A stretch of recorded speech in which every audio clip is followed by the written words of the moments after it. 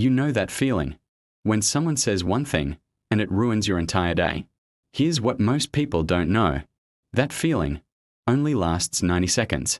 Unless you keep feeding it. The 90-second rule. Neurologically, anger isn't permanent. The stress chemicals that create anger flush out of your body in about 90 seconds. After that, the emotion is gone. But most of us don't let it leave. We replay the moment. We rehearse what we should have said. We tell the story again and again. It's like a smoke alarm going off because you burn toast, but instead of opening a window, you keep making more toast. Next time someone cuts you off in traffic, notice this. Your body spikes. Heart rate up. Muscles tense. That's the 90 seconds. But then the story starts. What an idiot.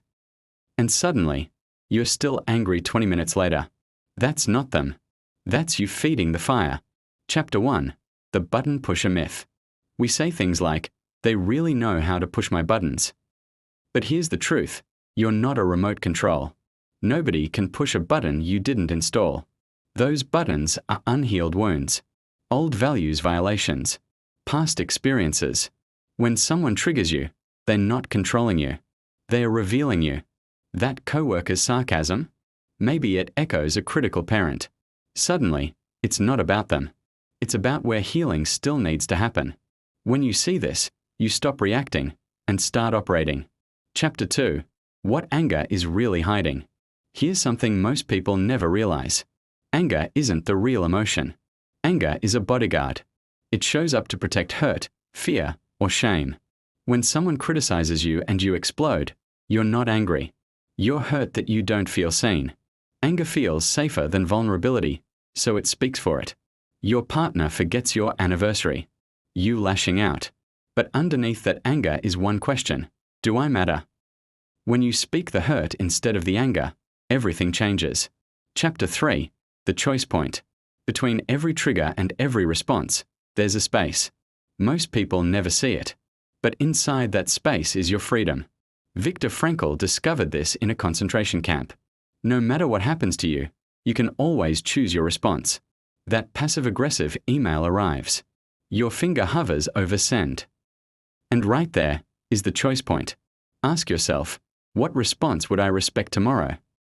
That question changes everything. Chapter 4. The Observer Self. What if you could watch emotions instead of becoming them? Inside you is an observer, a part that notices. Anger is rising. Heart rate increasing. But doesn't become the anger. I'm having the thought that this person is an idiot. Not, this person is an idiot. That distance gives you power. You experience emotions without being controlled by them. Chapter 5. Difficult people are trainers. What if difficult people aren't obstacles, but trainers? That critical boss? They're training your resilience. That passive-aggressive neighbor? Boundary practice. When you see this, you stop being a victim and become a student. Every interaction becomes training. Chapter 6. Boundaries without walls. Boundaries aren't walls. They're gates. You decide what passes through. I understand you're upset, but I don't respond well to yelling. That's not aggression. That's clarity. Boundaries protect your peace so you don't burn out trying to save everyone. Chapter 7. Strategic timeouts. Sometimes the strongest move is stepping away. Not running. Resetting.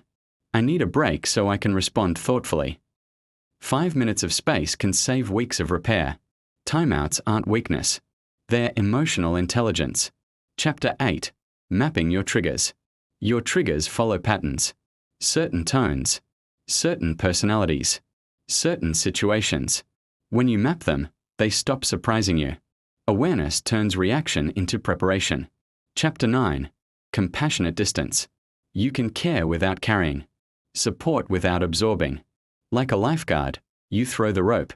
You don't drown with them. Burnt-out helpers help no one. Chapter 10. Stop the story. You're not reacting to reality. You're reacting to your story about it. Change the story. Change the emotion. Same situation. Different meaning. Completely different experience. Closing. Emotional mastery isn't talent. It's practice. Start with one thing this week. Just one. Notice the emotion. Don't feed the story. And over time, people lose their power over your peace. That version of you, calm, grounded, unbothered, they're not imaginary. They are trained. And now you know how.